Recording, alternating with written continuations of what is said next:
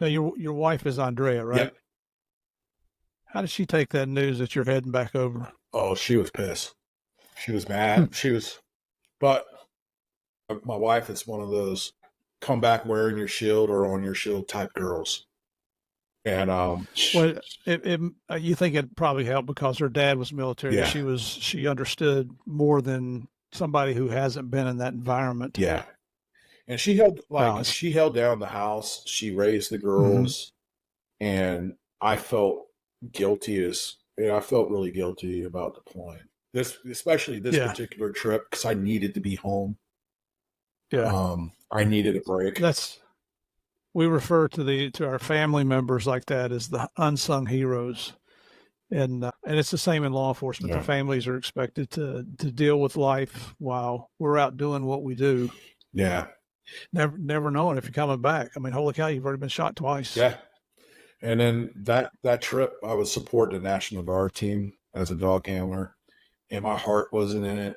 My head wasn't in the game, and so yeah, that was the 2009 trip was different.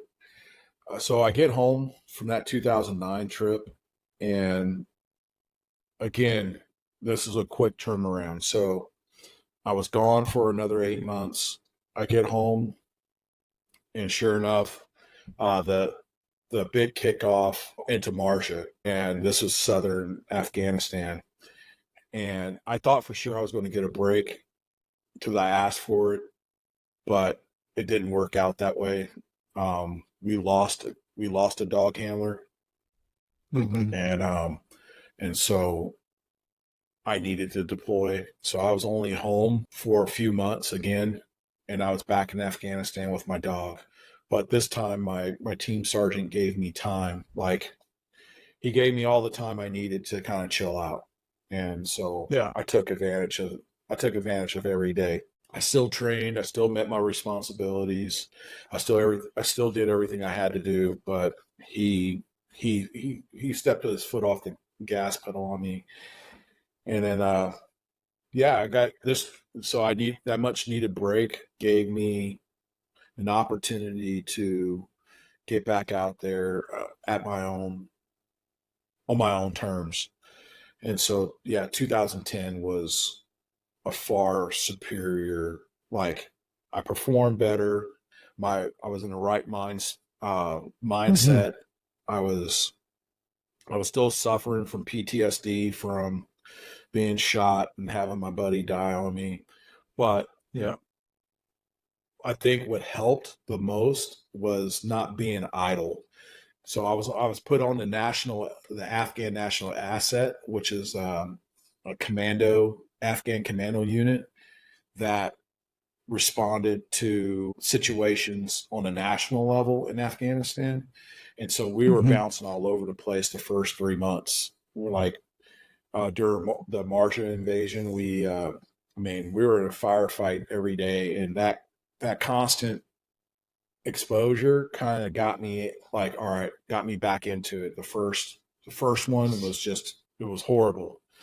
By the time we were in Mm-hmm. the second and third, I was rocking and popping with my dog. We were capturing dudes. We got into some situations where we were just surrounded, literally surrounded, and then we fought our way out of it. It was awesome. We called in some air assets, and it was the Kiowa, the what is it, MH 67 or whatever it is, 58, and the Kiowas, and we ran those dudes dry, and then they did their last pass, and the pilot was a female officer, and she's out on the skid. She's tethered off to the helicopter, and she's leaning out with her M4, just laying down tracer fire to mark where we were receiving fire, and then we were able to. Wow. Yeah, she was like the reason why she was doing that is because she ran out of ammo on her helicopter, and Yeah. she was How trying to. many how many helos were there supporting you? So throughout that day, this particular day, we had. So we started off with the British, and what was happening? The British operated under different rules than we get, and this is the problem. we had like 3 different rules of engagement that our supporting assets were operating under. So the Brits' rules of engagement were totally different than anybody else's rules of engagement. And so they were on station first. And what if we suspected you to be in a, like for SF, if you're suspected, we can shoot and kill you, period. And that means if it looks like you're picking up a gun and you don't, and you pick up a stick, like we'll own that. We'll take the responsibility for that. But the Brits were like, no, mate, this guy is obviously, we're going off what he's telling us. He's like, no, he's out hoeing his yard. We're like, okay. And the next thing you know, they'll move their pattern in such a way that they're not looking back. They're not looking at the farmer anymore. And he picks up a rifle and starts shooting at us. And he's out of range of us. And so as soon as the helicopter starts circling back, he puts down his, and he's back to hoeing again. And we're like, we can't get these Apaches to lay fire. And so what ended up happening, they ran out of fuel. They went bingo fuel, and then they had the U.S. Kiowas came in, and they just they didn't give a fuck. Yeah, they showed up on station. Oh yeah, he was shooting at you. Tell me more. All right, gotcha. We feed a 9-line to him, and the next thing you know, that guy is Swiss cheese. When you say 9-line, what are you referring to? So there? A 9-line, there's 2 different types of 9-lines. There's a 9-line for evacing casualties, and then there's a 9-line for dropping bombs. And each line, there's 9 lines in that format, and each line gives the pilot information necessary to help him identify the target that you're describing on the ground. So a 9-line CASEVAC will tell you the information necessary so that when the blades start turning to come pick up the casualty, that when the helicopter shows up, it has the right equipment to treat the casualty or casualties that are going to be boarding on. Got it. So that's the 2. With the 9-line for dropping bombs, I believe there's only 3 lines. There's 3 or 5 lines that are really necessary. Everything else paints a picture. So okay, that could change. That could be very well different now. That can be very different now, as far as I understand. But yeah, and it helps. Because it also helps the guys on the ground determine what type of bomb to drop. Believe it or not, the pilot doesn't make that decision unless he has to make that decision, if that makes sense. Right. Yeah. The guys on the ground ask, hey, what do you have? And he says, I have apples and oranges. They're like, all right, send bananas. How about if I send apples? Send what you got. Roger. Yeah. Now it's raining apples. Yeah. We'll get in these situations. 2010, 2011, 12. I went to Kyrgyzstan, then Tajikistan, in the foreign and internal defense, and these are a much needed break. Now, this was a real break. I wasn't getting shot at. I was eating good chow. I was training. I was lifting, and I was having a good time. 2014, I started taking on some leadership responsibilities within the unit. I was in charge. I was our team sergeant for what they call the Fleet TAC, which is more or less a convoy that goes out to SF ODAs bringing resupplies. So, we traveled by night. I tried not to travel during the daytime. I just wanted to get there and back. But then we were also running operations at the headquarters as well. And then, how long did you have your dog? I had my dog for 3 years. Okay. And after 3 years, was it your choice not to have a dog again, or? Yeah, I was literally burnt out because being the Special Forces dog handler, you're training close to 7 days a week. with very little family time. Yeah. But it was a fun job, but you just can't. It's unsustainable for guys to do it more than 3 years, and like you'll just wear a person out. And Right. so 2014, I'm back on a team, and I'm back on a traditional ODA, doing ODA stuff. And that's when I decided I'm done. I'm ready to execute my exit plan, which was to teach at a ROTC in Asheville and retire out of the military. And that didn't happen. I ended up teaching at a ROTC, but here in Florida. And that's how I came down here to teach at UCF. And I did that for 3 years. The last 3 years of the military, that's where it wrapped up. Making snot-nosed teenagers into officers. And UCF is the University of Central Florida Knights. Yes, go Knights. And great program. It's only gotten better after I left. And I thoroughly enjoyed that opportunity. While I was there, I got to work in some testing with the agency that I work with now. They provided simulations and training aids to the cadets, and the cadets would test it and get paid for it.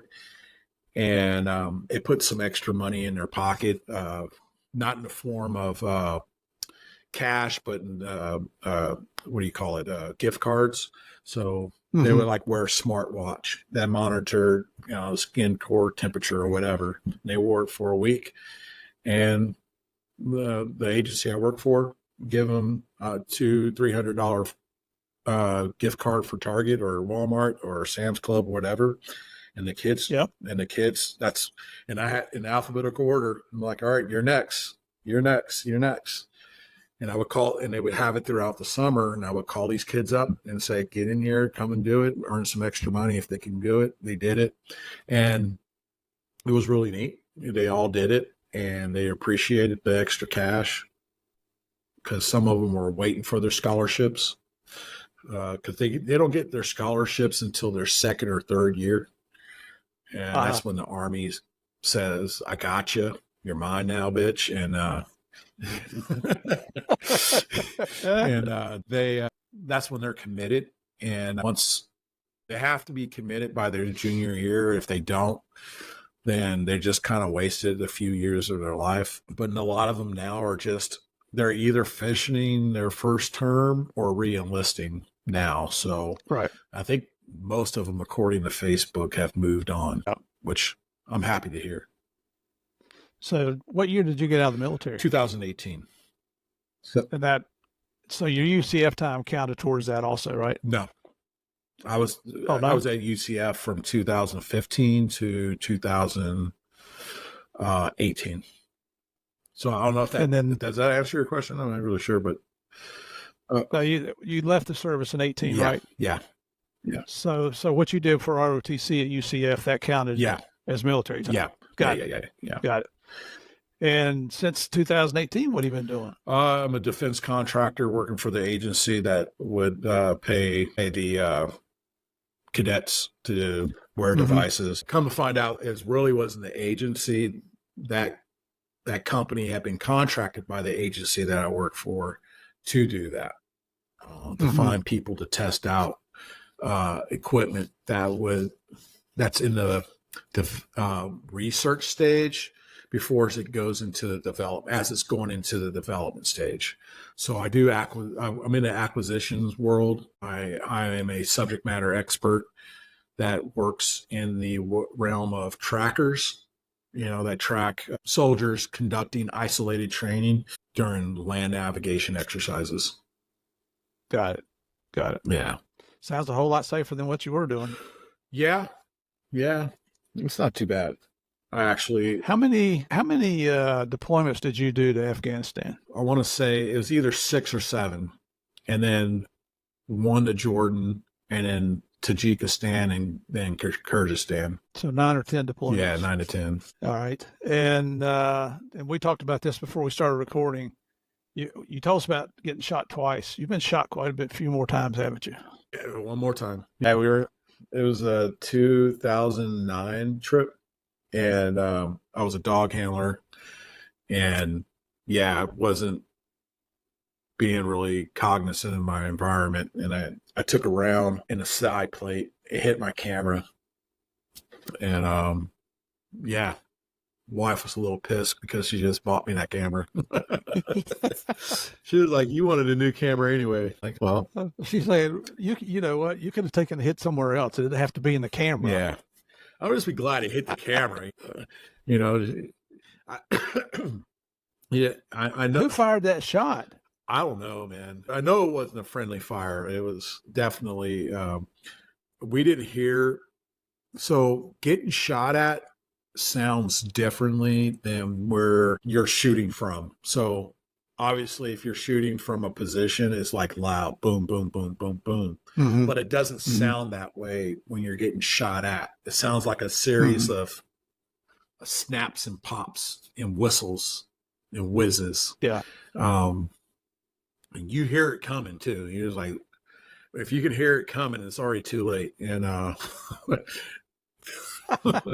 well, don't they say you'll never hear the shot that kills you? yeah, Or something, you know. And I heard that something like that. I heard that sucker whiz in too, man. When it hit me, I was like, and that one hurt more so than the two I took to the chest. And I think it's because when I took those two to the chest, my adrenaline was so high. You could have kicked me in the nuts. I wouldn't have even noticed it. Yeah. But wow. But I was out. We're out on patrol, and that round, it was just that one round too, and it just came in, and it's like boom.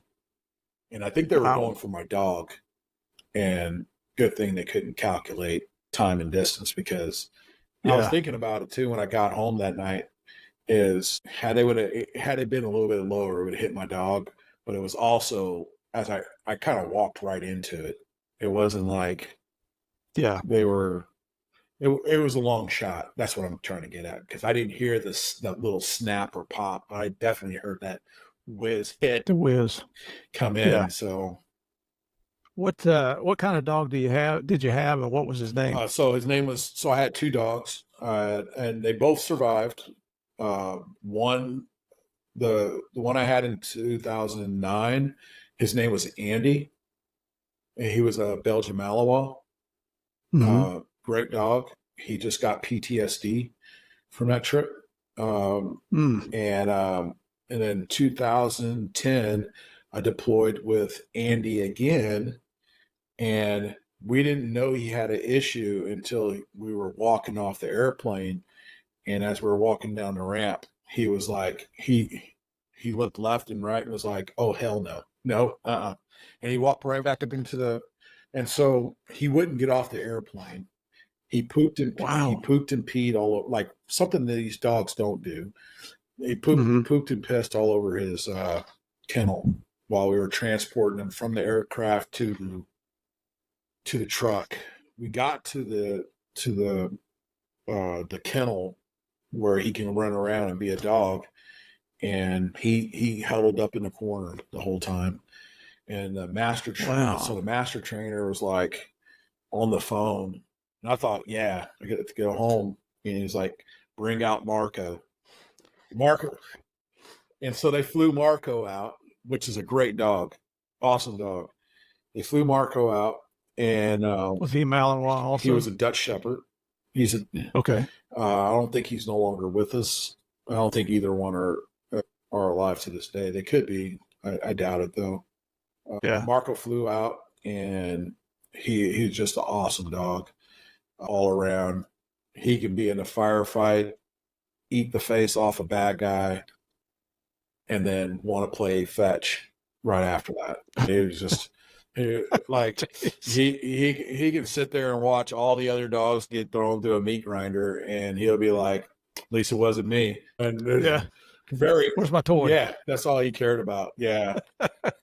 Damn good dog. You know, I've never And I don't know why. I guess I just never stopped to think about it, but I never thought about a dog suffering from PTSD. Yeah, That's a shame. it was rough. I thought I did something wrong, and he was like, "No, this happens." Like our master trainer was a retired canine cop, and he had been working with dogs since he was in the Air Force back during Vietnam, and Wow. like he's been like he can tell you what the dog is.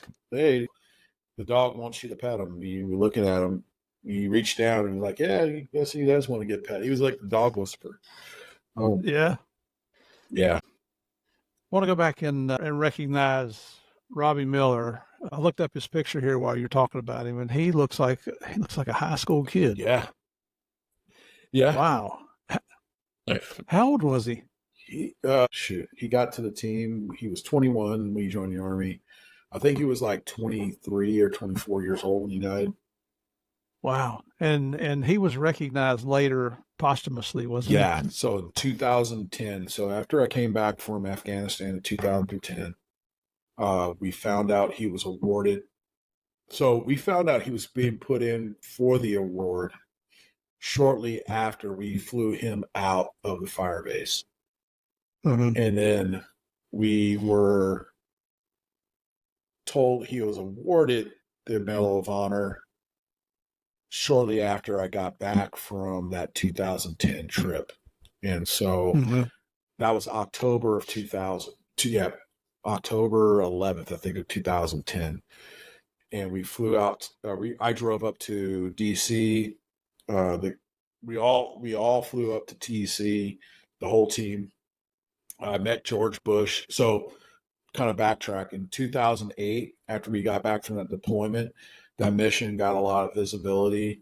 The mission that Robbie died on got a huge amount of visibility, and George Bush, the president at the time, came out to visit us to hear more about Robbie and learn more from the team about that mission. The second Bush, right? Yeah, Bush Jr. Yeah. And then 2008, the winter of 2008, John Kerry and Joe Biden flew out to our fire base to come see us, but we didn't let them in. That's a true story. They knocked on our door, and we had this big old poster because I think Kerry I think he was putting his name in the hat for a run for president or something like that. I'm not sure if it was that election or the previous one. But we had this big old poster from a big old board that said, we don't negotiate with terrorists, hanging, and our compound door was locked, and you got these two guys knocking on the door. We didn't let them in. We're sitting on a roof just kind of looking at them. So they went and talked, and there was a method to the madness because we weren't making a statement, but they should have been there to see the troops that were on the base, not us necessarily, but the younger guys, because you had a lot of privates, and that would have meant more to them than coming to us SF guys who really want to stay out of politics and all that. And so they did. They went and did that, but we were kind of making a statement at the same time. And they flew out in 2000, and then here I am, 2010. I did have an instance where I had a face-to-face with Biden at some point during that trip. And we were at the White House after Robbie had been posthumously awarded. And he was like, hey, I remember you. You were that big SOB sitting on top of the building now that Fob narrated. Biden is a sharp. I don't care what anybody say about him. I'm not a big fan of him, but there was a point where he was a very sharp man. And we sat around that day. Rob was awarded the Medal of Honor. We spent about 4 hours just chit-chatting with the vice president, Joe Biden, and very personable. And I will say most politicians are very different face-to-face than they are on the national stage. And I just want to put that out there, that don't take what you see on TV at face value. They're not the way they're portrayed on TV. And I learned that through a series of trips into DC and going into some of the places where you see these politicians kind of mirror, they're at each other's throat on TV. And then you go to Alexandria and they're in a bar with the very person they were just arguing with having drinks. So it's just like there's a big show. And that's one of the things I noticed. Michelle Obama, very, like, she stuck around and talked with this very nice lady. During that, President Obama didn't stay around. He was stomping for Rahm Emanuel. So Rahm Emanuel was running for mayor of Chicago at the time. So he basically presented the award, took pictures with us, and then walked away and kind of turned everything over to the vice president and the first lady. And they were our host for the rest of the evening. And I felt like it kind of felt like we closed down that White House that night. So to speak. Oh, that's something different. Now, so was Bush president when Robbie got the Medal of Honor? Bush was president when Robbie was nominated, when they were doing the paperwork. Oh, gotcha. Congress. It was the Congress under Barack Obama who awarded it, and the president, in behalf of Congress, presents it. Got it. Now, one thing that you failed to tell everybody is you were also recognized, weren't you? Yeah, so for that particular instance, I was recognized with I was awarded the Bronze Star with V. The whole team was, everybody who was involved in the second part of the firefight got Bronze Stars with Vs. And then and that V stands for valorous. It's a valorous designation. So when you deploy, and I hate the Army award system, but when you deploy, a lot of things, the awards you get are often related to the rank you hold, and it really is not fair, because you have lower ranking guys doing some really awesome things out there, like heroic actions, but then they will get a Army Accommodation Medal, which ranks lower than a Bronze Star, and because of their rank, and not get a Bronze Star. They would get an Army Accommodation with the Valorous device on it, and not get a Bronze Star with the Valorous. And then you have the Silver Star, the Distinguished Service Medal, and then you have the Medal of Honor. And I agree with you. You should be awarded the medal that coincides with your actions, right? Not based on rank.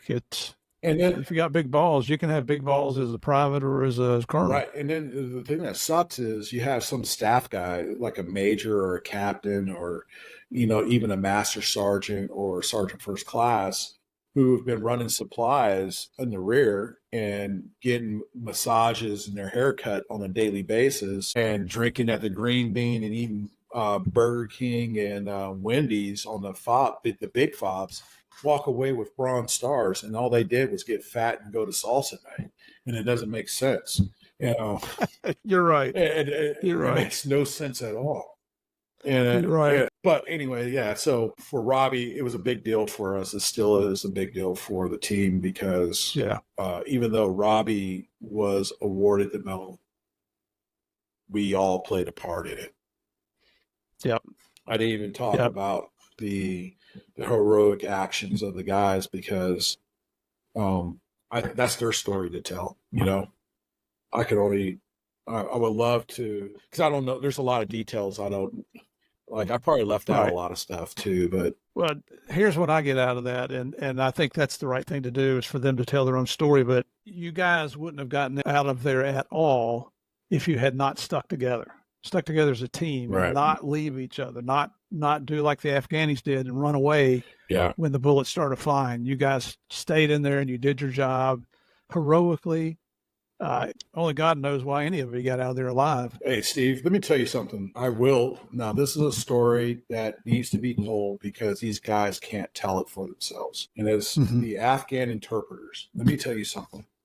These guys put everything on the line. When we withdrew from Afghanistan and left, first of all, let me back up. When Robbie, during that firefight, we had interpreters running through fire to help us out.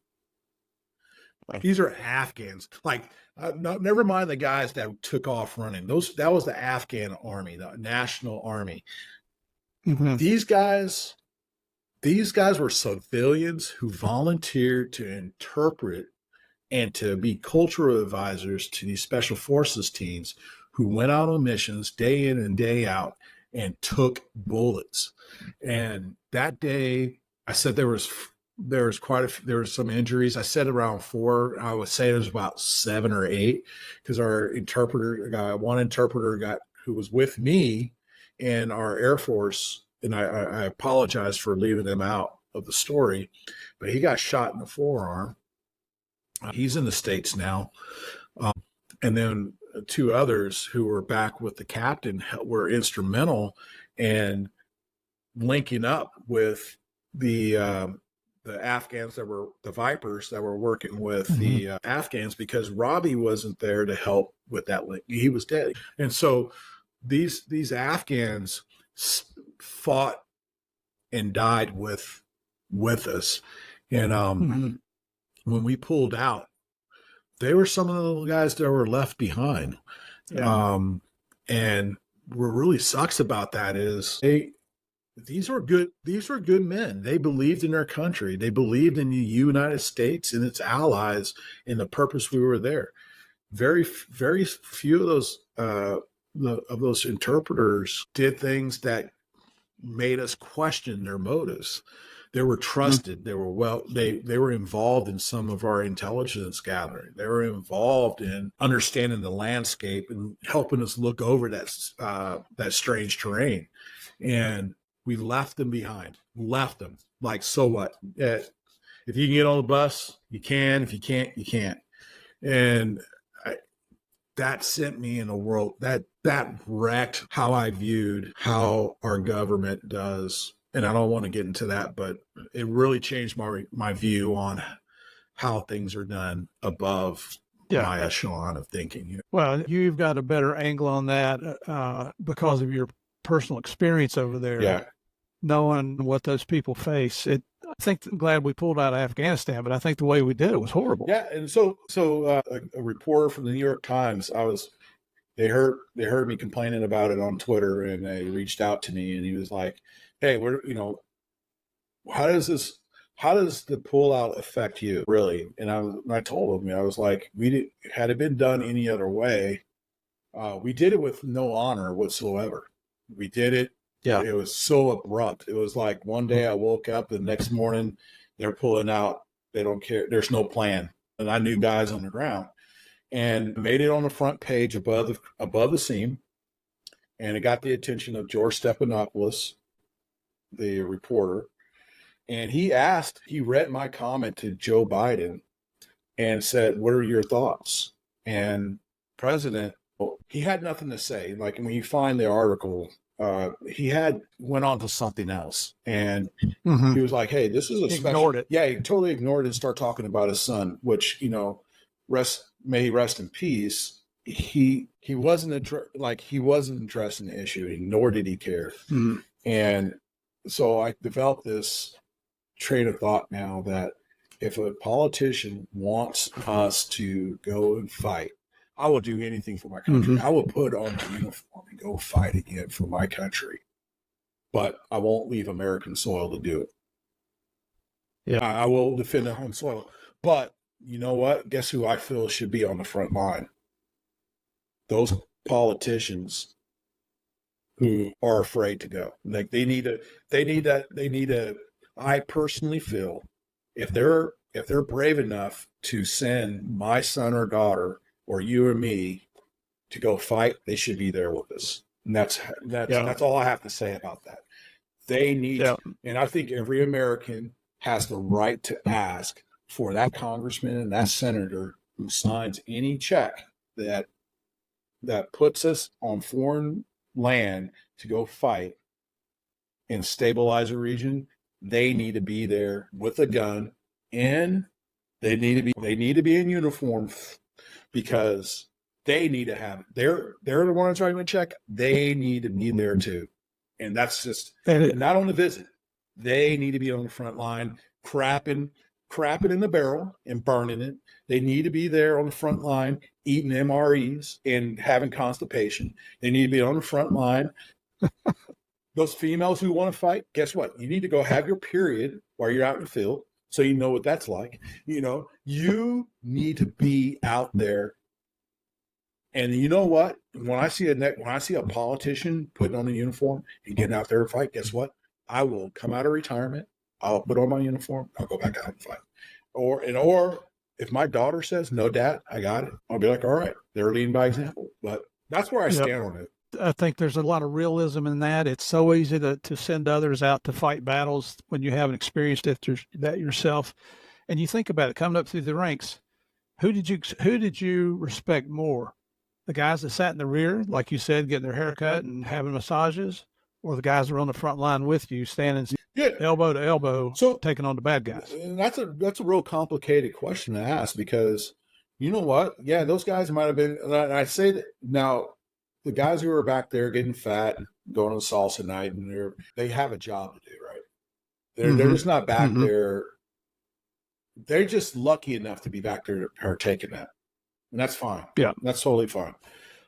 Give them crap about it, because it's not coming from a place of, I hate you because you had something I didn't have. I say those things out of like a brotherly love. Like, there's a difference, because those guys, they're away from their families too, but they just have different roles. This GWAT, ever since PowerPoint came out, it really reduced the signature of officers on the battlefield.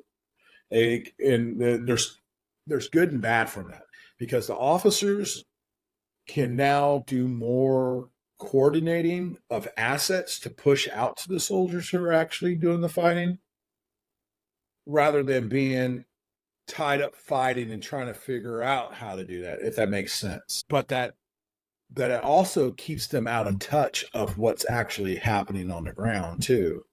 And so I really do feel that even our generals, the last maneuvering general, in my opinion, was Schwarzkopf and Colin Powell. Well, no, Petraeus, he didn't maneuver. He wasn't maneuvering. He wasn't on the ground leading troops. He was, if he was, it was after the fact.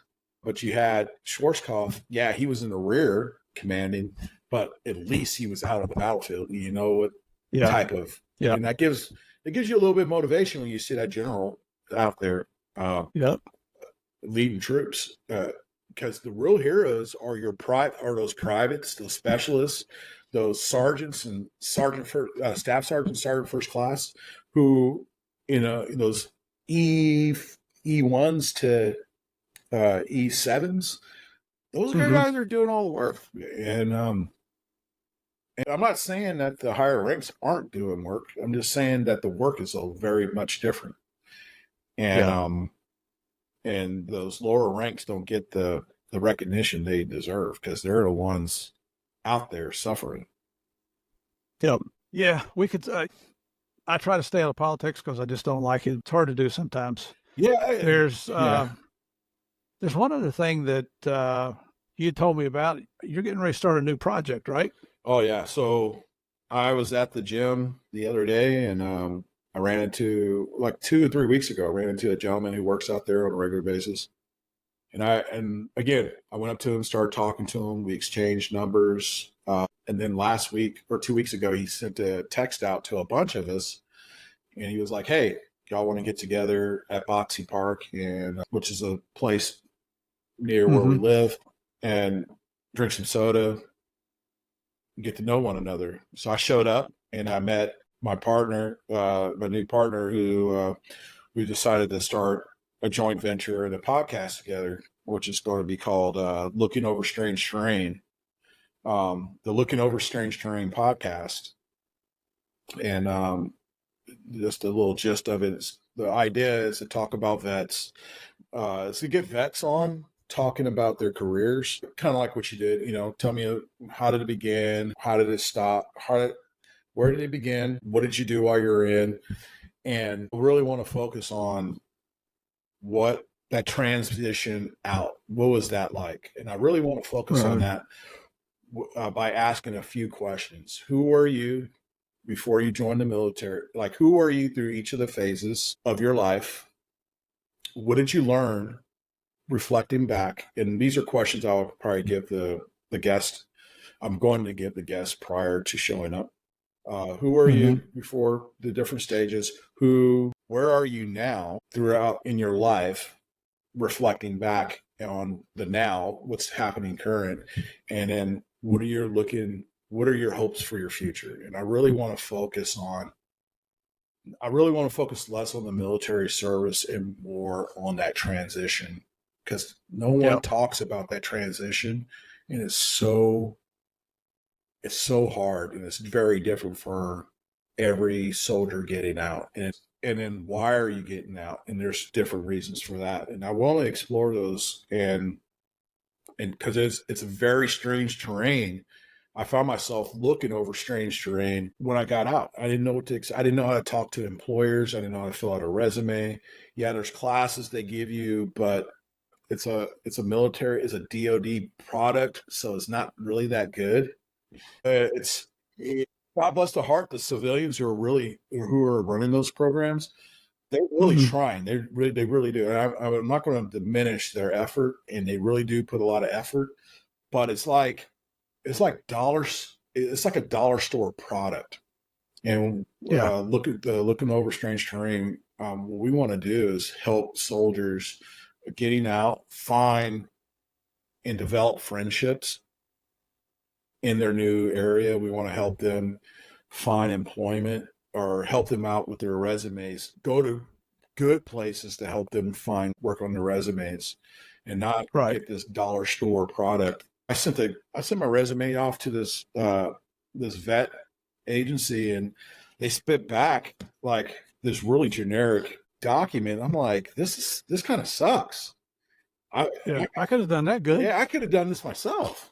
And so we want to find resources out there that if I saw it, I would be like, I want that. Like, I don't just want it. I want to wear that all the time, I'm tired of military services being not good enough, second rate. Yeah, second rate. And they mean well. The Army spends a lot of money for the DoD spends a lot of money on posts and helping you get out, but they're giving it. Nobody's really looking at and reviewing the stuff that they're producing, and if they do, they don't even know what they're looking at. And so we want to look at it with a fresh set of eyes. We want to definitely help veterans and pointing them in the right direction, whether it be recovering from injuries, getting into the job market, and we're still trying to figure out who we're going to partner up with for that. And so we're going to start off for profit and then eventually move to a nonprofit model. That's where my heart wants to go with this is, hey, we need to be able to pay ourselves, but I want to get to a point where we are bringing in some income, but then that following year when we file for our taxes, we want to go through the process of turning it from a profit to a nonprofit. But we got to align ourselves with some good organizations that are going to produce a great product. Very admirable. There's, and I'll tell you right now, Game of Crimes will support you guys 100% when you're ready to roll out.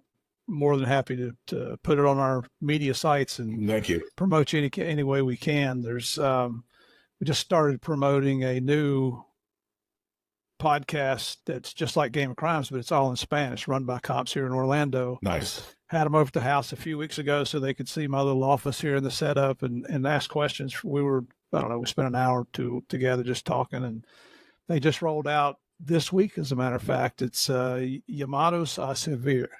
I believe that's how you say it. Llamados a Servir, called to serve. Oh, okay. So Yeah, so they just listened to their first episode this morning before while I was getting ready for your interview here. Nice.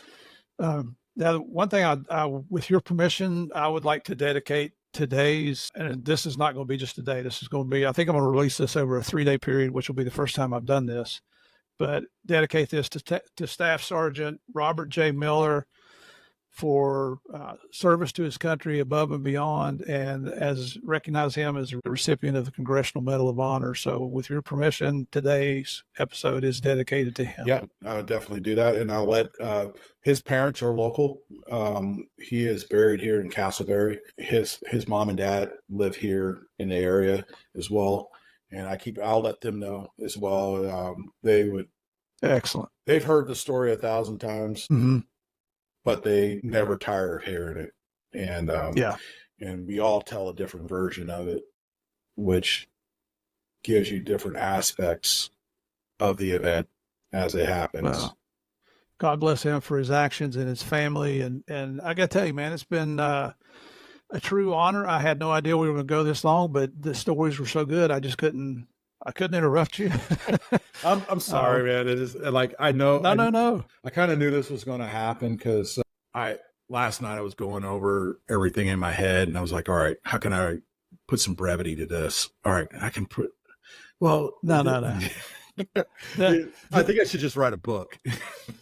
Well, and that's a possibility too. But I'll get comments from regular listeners that, hey, you should have asked him this, you should have asked him that. And I'll probably ask you fewer questions than most guests that we have on here because you could tell you're in the story. That's the way I want it to be. I don't want to interfere. And it's just, let me just say thank you.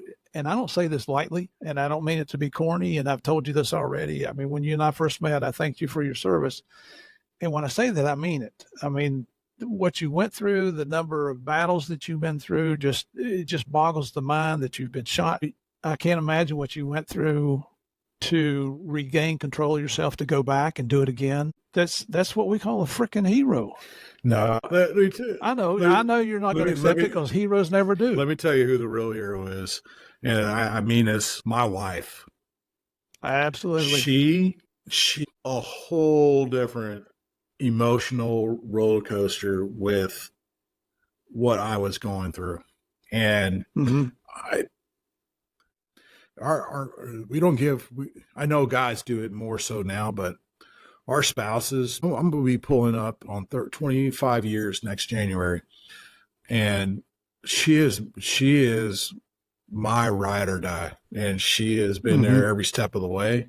She's made sure that whatever extra money that we had from my deployments, when I came home, every dime of it was accounted for. Not that I asked her to, like I was, right. I'm a traditional guy, but I'm not I never was I'm the man of the house and blah, blah, blah. You will ask my permission type deal. No, we're a team. We are a team. Exactly. But I tell you what, I cannot thank her and my daughters enough because they, through thick and thin, they were always there to say, Dad, thank you. You're my hero and I love you. And that's deep. It made those 20 years worth it. And I try to pay it back to them in love every single day. It's the right thing to do, brother. Yeah. That's, I think I was talking over you there, but a hero will never admit he's a hero. That's part of what makes him a hero. No. But the unsung heroes, and that's who you're talking about, your wife and your daughters, the unsung heroes, they're just as important as keeping your family together. Most of us don't go through that. Yeah.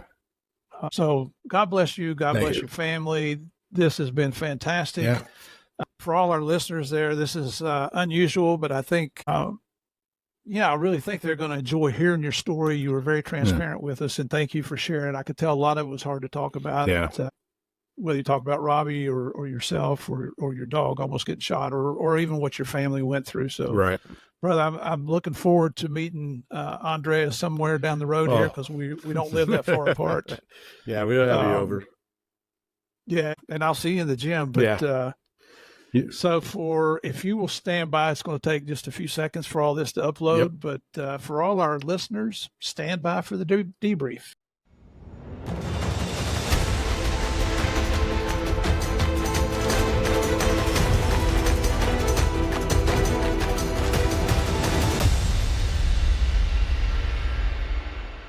Man, let me say right now, I'm shocked by the quality of guests we get on Game of Crimes.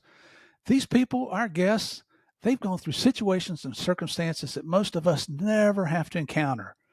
They repeatedly place their lives in danger, and they do that for love of their country, love of their families, and love of their brothers and sisters in arms.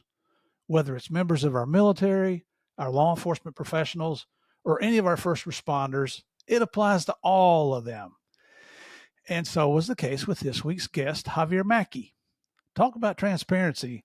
This hero didn't hold back on telling what really happened throughout his life, starting with his childhood up through his teenage years. Those were all challenging. He was kicked out of the house by his mom and had to learn to take care of himself. And I will say, he had a little bit to do with bringing that about. Then he became a missionary for the Mormon Church, and he eventually enlisted in the U.S. Army, became a member of their special forces, a Green Beret. That's something to be proud of. Javier's transparency continued as he told us about his career, those multiple deployments, mostly to combat zones in Afghanistan, being shot several times during combat, holding his friend and brother as he passed away after a heated battle, dealing with the aftermath of that event, then becoming a canine handler, finally coming home to an assignment with the ROTC at the University of Central Florida, right here, beautiful Orlando, and what he's doing now. The most grueling parts of this interview, at least for me, was Javier holding his friend and colleague, Staff Sergeant Robert J. Miller, and not being able to save him, and how all these events directly affected Javier even after retiring from the Army. So let's think about this just for a minute. Javier repeatedly participated in combat action events. He was a member of the Special Forces ODA team. And you heard him say that. ODA is an acronym for Operational Detachment Alpha. I looked that up. This is a 12-man team of highly trained soldiers, which has been referred to as the heart and soul of Special Forces. These studs are cross-trained in different disciplines, and they use stealth to complete their missions to ensure maximum efficiency. Wow. And our guest, our hero with us today, he was one of those studs. And he continually went back into combat action even after being shot on more than one occasion. Do you think any of that might leave a negative impact on a person? Maybe increase their stress and anxiety to levels that most people never reach? Of course it does. Now, add the unfortunate and untimely death of Javier's best friend and brother, Staff Sergeant Miller, who stood his ground and continued to fight the Taliban in an aggressive firefight, which gave his teammates, including Javier, an opportunity to get to a safer location. Eventually, Javier and others were able to recover Sergeant Miller, and Javier was there to comfort his brother as Sergeant Miller passed away. God rest his soul. Man, just talk about this makes you want to tear up. And as we all now know, Staff Sergeant Miller was posthumously awarded the Congressional Medal of Honor for his heroic efforts of going above and beyond the call of duty to help his squad survive. I found the citation that supported Sergeant Miller receiving the Medal of Honor, and I encourage you to look it up. You can Google his name and you can find it that way and read it for yourself.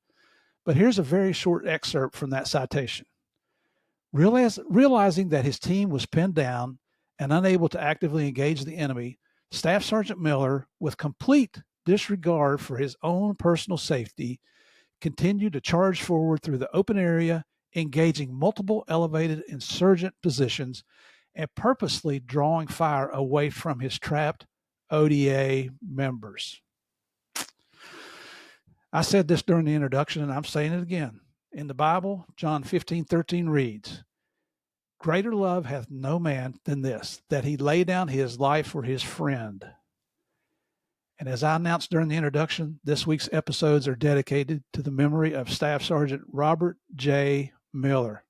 Thank you for your service, brother. You tell me, after hearing this, how would that make you feel? Think that might leave a mark on your psyche? We all know it would, right? But we're not finished yet. Remember, Javier has a wife and 2 daughters back home, what I refer to as our unsung heroes. His wife, Andrea, is taking care of the family, handling everything in the house, as well as raising those girls. And I'd certainly think that having her husband repeatedly called back to a combat zone weighed heavily on her mind every single day. Her being an Army brat, well, that might have helped her to understand her husband's dedication to duty and responsibilities. but I don't know that any of that would relieve the tension, stress, and anxiety that she endured. I know all of this sounds a little disheartening and morbid, but I'm saying all this so we all know what the Mackey family went through, and it's what most of our military members and their families go through every day.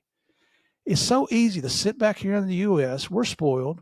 We're sitting back where we're all reasonably safe and never understand or appreciate the sacrifices that these heroes make to protect us.